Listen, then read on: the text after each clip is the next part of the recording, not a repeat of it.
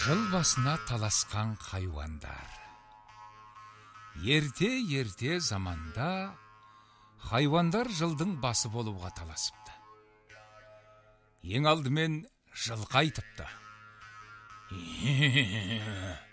мен алысты жақын қылам, күшімді көрет, сүтімді ішет, қылыма шейін арқан жібесет, адамға менен пайдалы мал жоқ, жыл ағасы мен болатын шығармын дейді. Сонда түйе тұрып: сен адамның жұмысын қылсаң, сұлы шөп асайтын тамағың үшін құл болдың. Міне мен сен көтер алмайтын ауырды көтеріп, неше айшылық алыс жерлерге барам.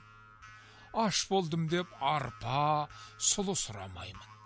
Көде болса көде, жусан болса жусан, не кез келсе соны қорек етіп, табылса су ішіп, табылмаса шөлде де жолға жүре берем.